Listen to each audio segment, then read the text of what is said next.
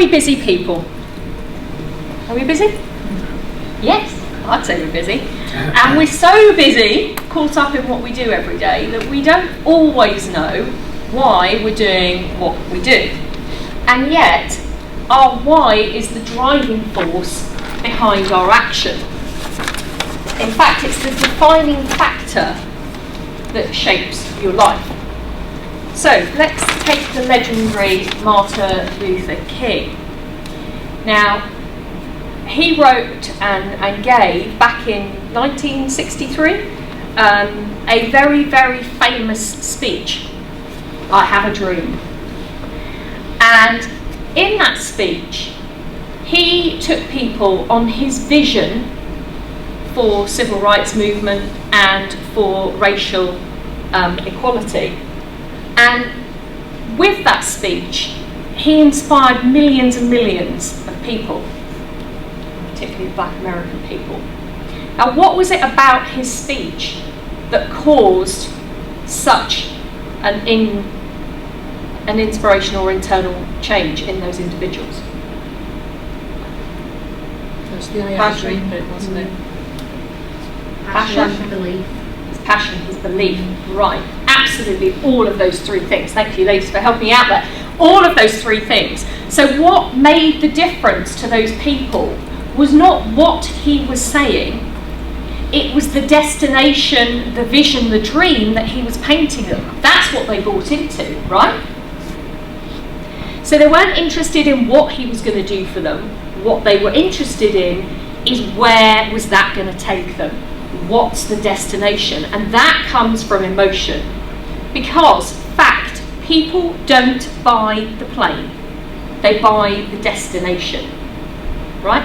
How many people here have asked one of their consultants to do something, and you might have told them, this is what I'd like you to do, and this is how I'd like you to do it, and off they go, and who gets a totally different result? Put your hand up. Anyone had that happen? Right.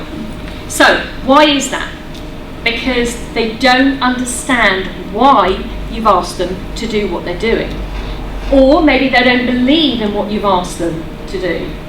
Fundamentally, there's no driving force, there's no emotion within them that is going to push them into taking that action, because that's what's needed. And you need a driving force to make you take action, because 9 times out of 10 we don't want to do it, right? So if we don't want to do it, what's the easiest thing? Could do that. I won't.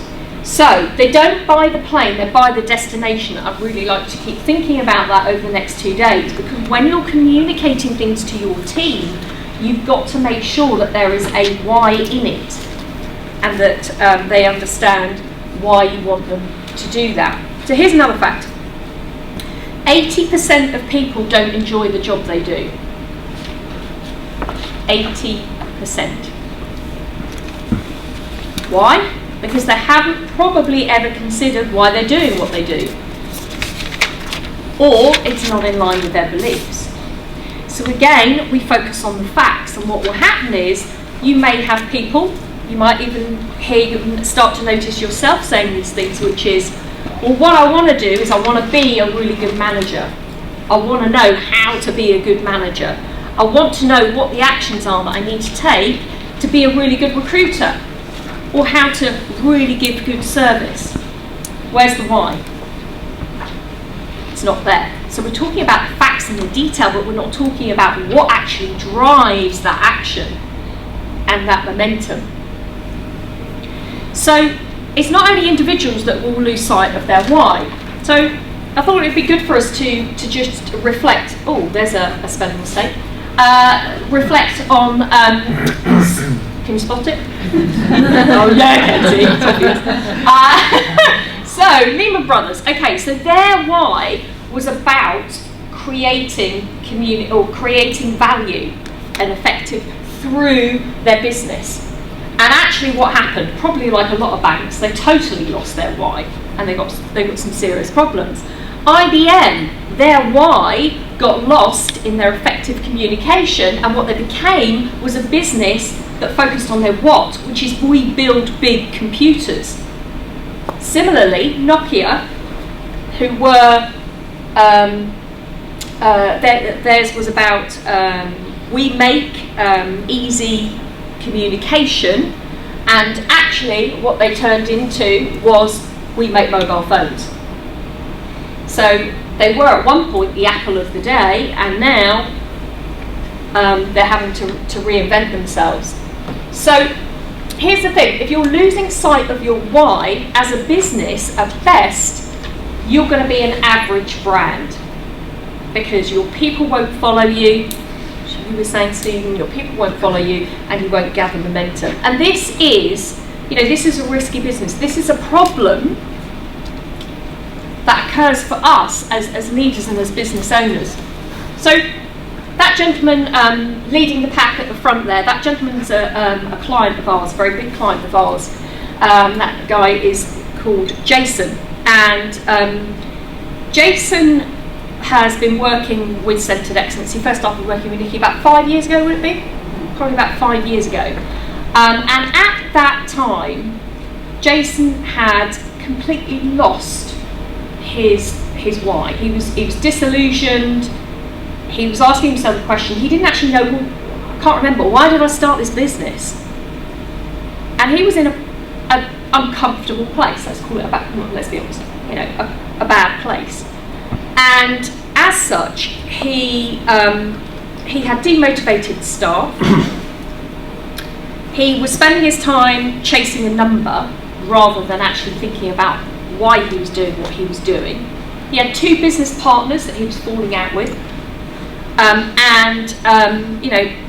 his business itself was not in a good place, and he was questioning why he was doing what he was doing.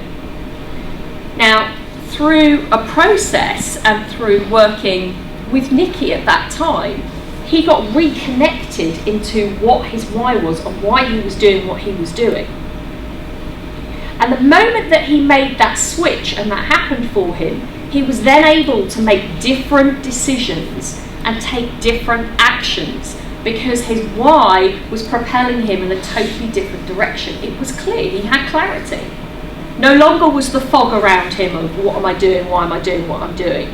Because the moment you get that clarity, your driving force is pushing you in a completely different direction.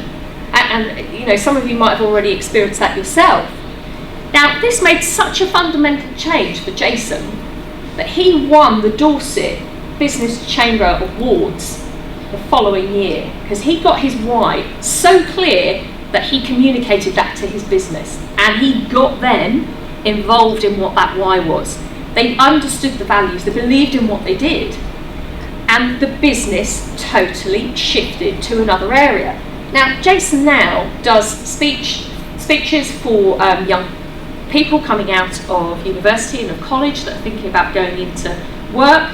He's actually been invited. He is now part of the Chamber of Commerce, and he was a judge at this year's Business Awards.